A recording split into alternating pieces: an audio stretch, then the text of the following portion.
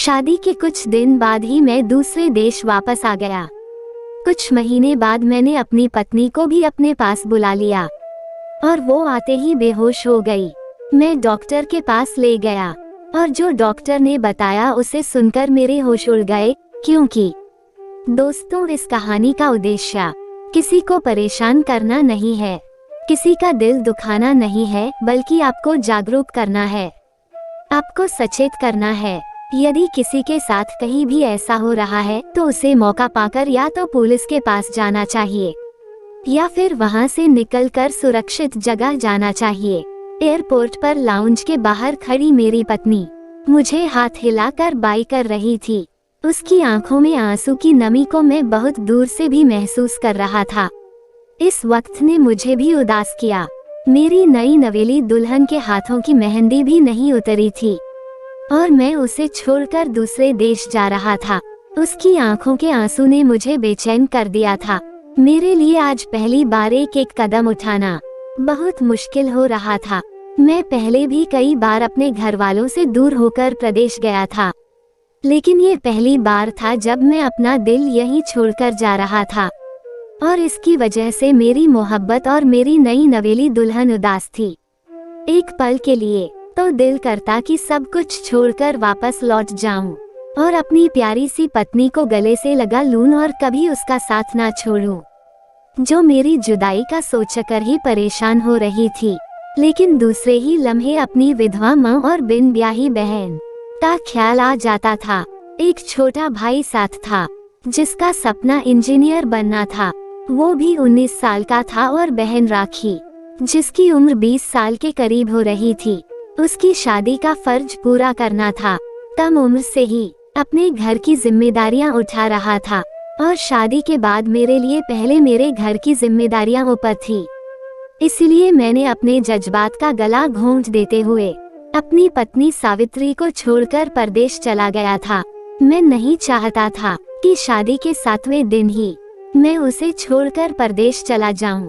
शादी की रात जैसे ही मैं उसके करीब गया, उसे सबसे पहले मुझसे यही बात की थी कि मैं इतनी जल्दी उसे छोड़कर ना जाऊं। उसे मुझसे बस एक ही वादा चाहिए था कि मैं उसे छोड़कर ना नहीं जाऊं। इसलिए मैंने उससे वादा कर लिया कि मैं उसे छोड़कर नहीं जाऊंगा। मेरी एक बात ने उसे नई जिंदगी दे दी थी और उसने खुद को खुशी खुशी मेरे हवाले दिया था। सावित्री को पाकर मैं पूरा हो गया था, लेकिन अगली ही सुबह मुझे यह एहसास हुआ था कि मैंने कितनी बड़ी गलती कर दी है। वो मेरे वादे के सहारे खुश थी और मैं उससे नजरें नहीं मिला पा रहा था।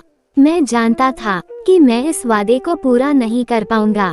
शादी के अगले ही दिन मम्मी ने मुझसे पूछा कि वापसी की तैयारी शुरू कर दी है ना। इससे पहले कि मैं कोई जवाब देता, सावित्री शर्माते हुए माँ से कहने लगी, अब पवन बाहर नहीं जाएंगे, वो यहीं हमारे साथ रहेंगे। सावित्री की बात सुनकर माँ के तो होश उड़ गए। वो सावित्री से कुछ कहने के बजाय गुस्से से मेरी तरफ देखने लगी।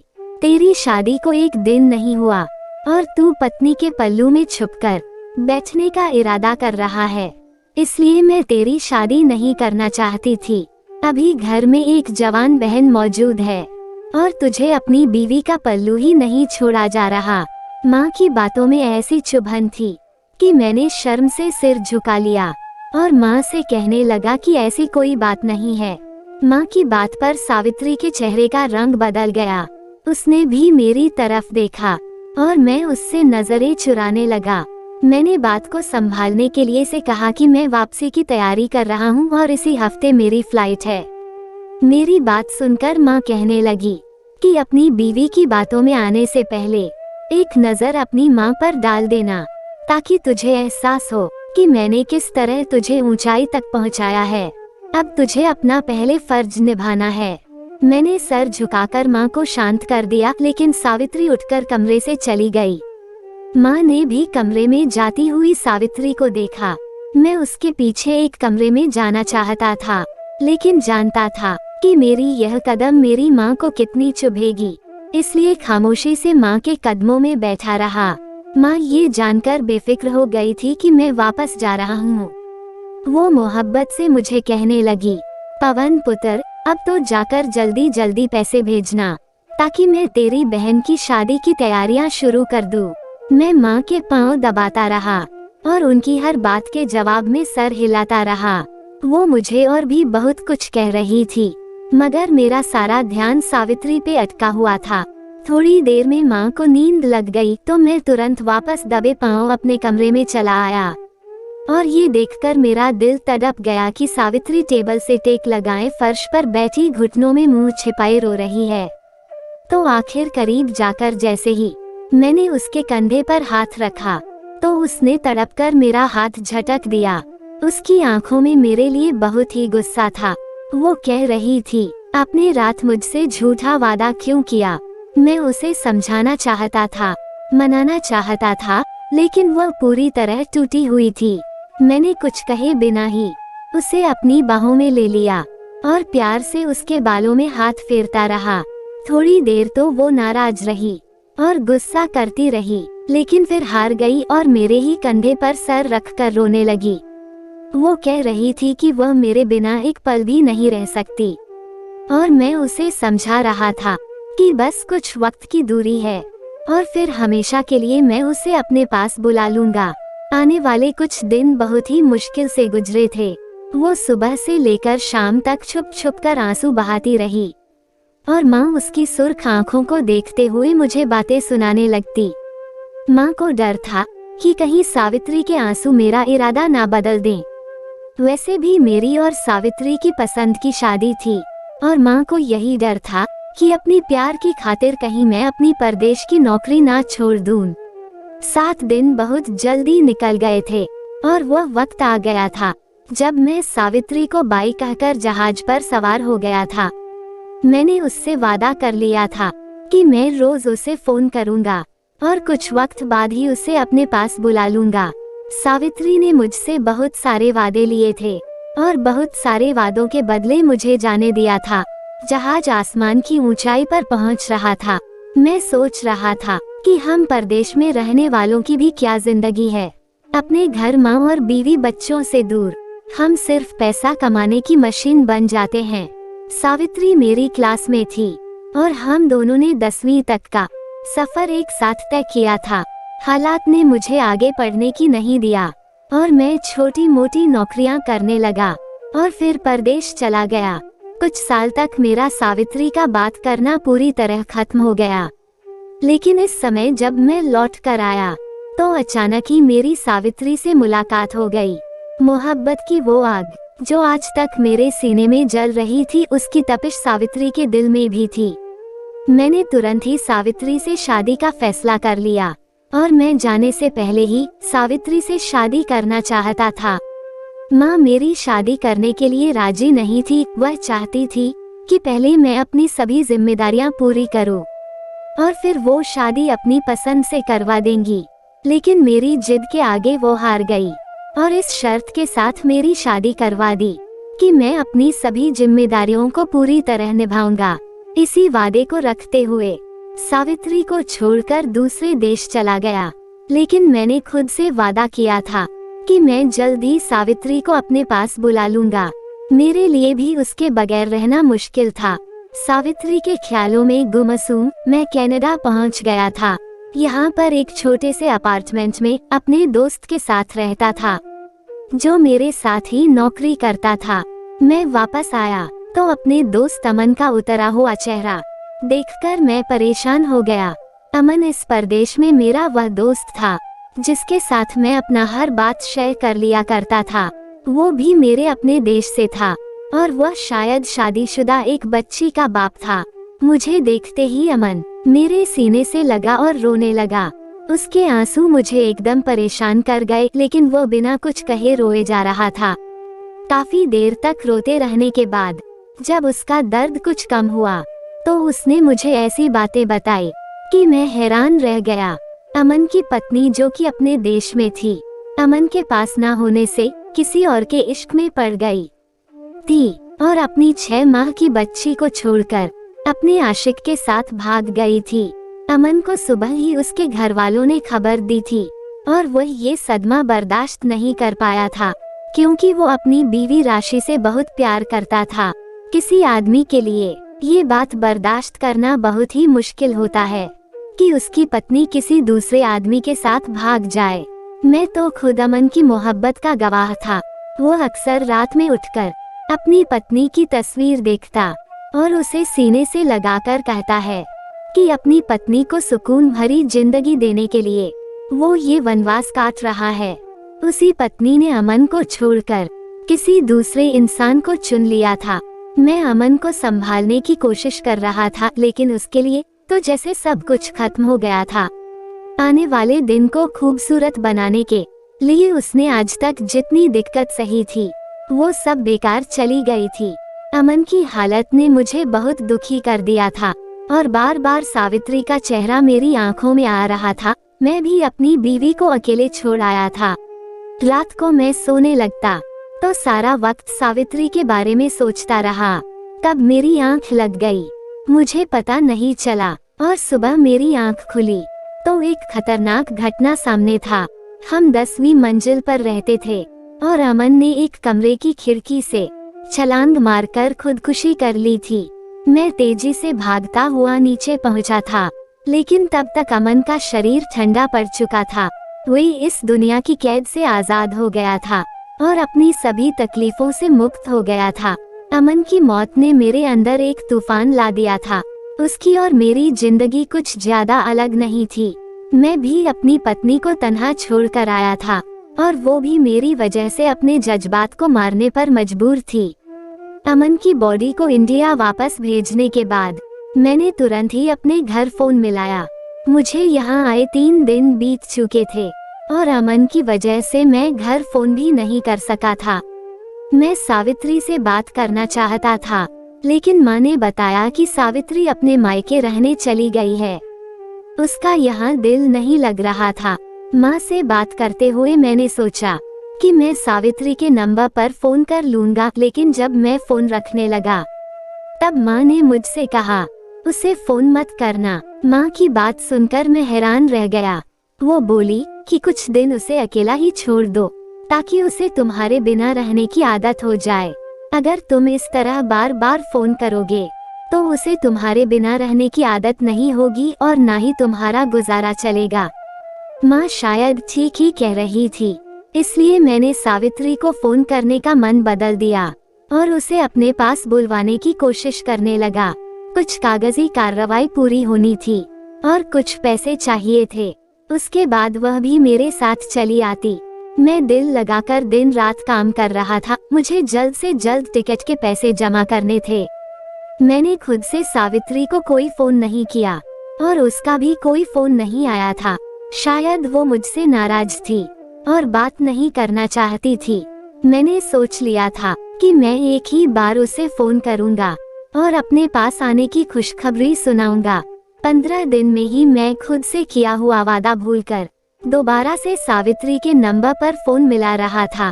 इस बात में मुझे परेशान कर दिया था कि सावित्री ने खुद से अब तक मुझे एक बार भी फोन नहीं किया। इस बार मैंने माँ को फोन करने से पहले सावित्री को फोन किया। एक बार सावित्री का फोन उसकी छोटी बहन ने उठाया था।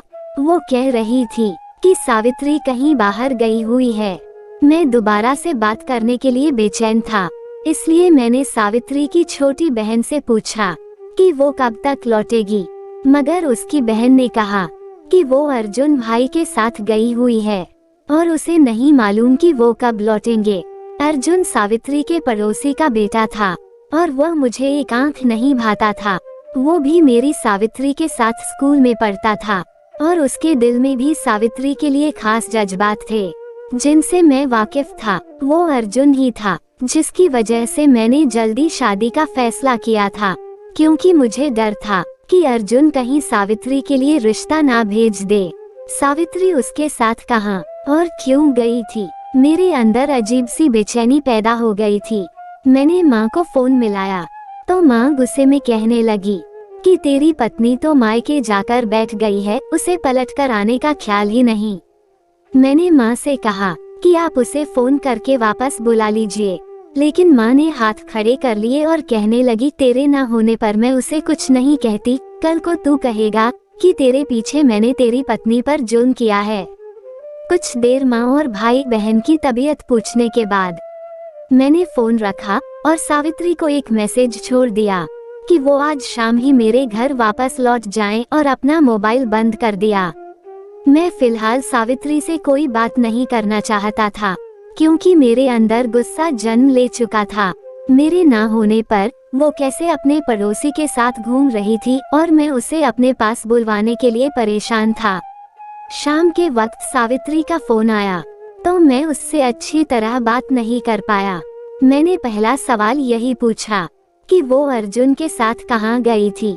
मेरा सवाल सुनकर वो बिल्कुल खामोश हो गई। शायद उसने मुझसे कोई मोहब्बत भरी बात की उम्मीद की थी, लेकिन मेरे दिल में तो लावा उबल रहा था। वो कह रही थी कि उसकी तबीयत ठीक नहीं है, इसलिए वो अर्जुन के साथ डॉक्टर के पास गई थी। इससे पहले कि वह आगे कुछ कहती, मैंने सावित्री से कहा कि अभी और इसी वक्त मेरे घर वापस लौट जाओ। अब तुम मेरी पत्नी हो और तुम्हें मेरे घर में होना चाहिए। माँ की तबीयत भी ठीक नहीं है और उन्हें तुम्हारी जरूरत है। मेरी बात सुनकर सावित्री ने सिर्फ अच्छा कहा और मैंने फोन रख दिया। ना कोई मोहब्बत भरी बात और ना ही जज्बात का कोई बात हुआ। मेरे बात करने के तरीके ने भी शायद सावित्री को बात करने से रोक दिया था। अगले दिन मैंने अम्मा को फोन किया तो माँ ने बताया कि सावित्री वापस आ गई है। उसका कोई पड़ोसी अर्जुन उसे छोड़कर गया है। मैंने बेताबी से अपने लव काटे थे। मुझे जल्द से जल्द सावित्री को अपने पास बुलाना था। मैंने माँ से कह दिया कि अब वो सावित्री को माँ उसके घर न जाने दें। सावित्री की मम्मी तो थी नहीं और पापा बहुत ही बीमार और बूढ़े थे, इसलिए अर्जुन मेरी गैर मौजूदगी का पूरा फायदा उठा रहा था। मैंने जल्द से जल्द सभी कागजात का काम पूरा किया और दूसरे ही महीने मैंने टिकट घर भिजवा दिया।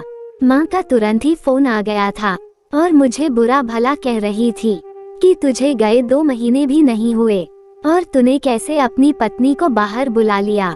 माँ को लग रहा था मैं सावित्री के साथ बाहर सेट हो जाऊंगा और उनका खर्चा पानी बंद कर दूंगा। मैंने यकीन दिलाया कि ऐसा कभी नहीं होगा। मैं सावित्री को वहाँ अकेला नहीं छोड़ना चाहता। सावित्री से भी मैंने बात की थी और उसे बता दिया था कि मैं एयरपोर्ट पर उसका इंतजार करूंगा। सावित्री की बातों में मुझे खुशी की कोई खनक महसूस नहीं हुई थी। ऐसा लग रहा था जैसे वह मेरे पास आने पर खुश नहीं है। 2 महीने में ऐसा क्या हो गया था कि मेरी जुदाई में बिलख बिलख कर होने वाली सावित्री मेरी आवाज सुनकर भी खुश नहीं थी। अर्जुन ने कहीं उसे कोई सहारा तो नहीं दे दिया था। अजीबोगरीब सोचे मेरे दिल में जगह बना रही थी और मैं सावित्री का इंतजार कर रहा था। वो घड़ी आ गई जब मैं एयरपोर्ट पर खड़ा था और मुझे सामने से आती हुई सावित्री नजर आई। उस पर नजर पड़ते ही मेरे सारे शक कहीं खो गए थे। मैंने फौरन ही आगे बढ़कर उसे अपनी बाहों में ले लिया था, लेकिन उस वक्त मेरे होश उड़ गए जब सावित्री मेरी बाहों में ही बेहोश हो गई। मैं उसे सीधा हॉस्पिटल लेकर भागा। डॉक्टर ने सावित्री का चेकअप करने के बाद मुझे जो खबर सुनाई उसे सुनकर मेरे कदमों तले जमीन निकल गए। डॉक्टर ने बताया था कि सावित्री को हरास किया गया है, वो ठीक नहीं है और जिस्मानी तौर पर तो उसकी हालत बहुत ही खराब है। मेरे दिल में अर्जुन का नाम आया और मेरा दिल चाह रहा था कि मैं इसे जमीन में उतार दूं। मुठियां दबाए सावित्री के होश में आने का इंतजार कर रहा था। मेरे सामने ही वह बिस्तर पर पड़ी थी और जैसे ही उसे होश आया, मेरा चेहरा देखते ही वो फूट फूट कर रो पड़ी। मैंने उससे कहा कि मैं जान गया हूँ कि मेरे पीछे अर्जुन ने तुम्हारे साथ क्या किया है। मेरी बात सुनकर वह तड़प गई और कहने लगी कि आप गलत समझ रहे हैं। मेरे साथ अर्जुन ने कुछ नहीं किया, बल्कि वो तो हमेशा ही मेरा हमदर्द रहा है। सावित्री की बात सुनकर मैंने हैरत से उसकी तरफ देखा। अगर अर्जुन ने उसके साथ कुछ नहीं किया है तो फिर किसने किया था? मेरी बात सुनकर वो नजरें झुकाकर बोली और जो जवाब उसने दिया मुझे उसकी उम्मीद बिल्कुल भी नहीं थी। वो कह रही थी कि उसका मुजरिम कोई और नहीं बल्कि मेरा छोटा भाई है जिसने मेरे परदेश लौटते ही उसी रात उसे अपनी जाति का निशाना बनाया और यह कहकर उसे धमकाया कि अगर उसने यह बात किसी को भी बताई तो सभी उसे कसूरवार समझेंगे।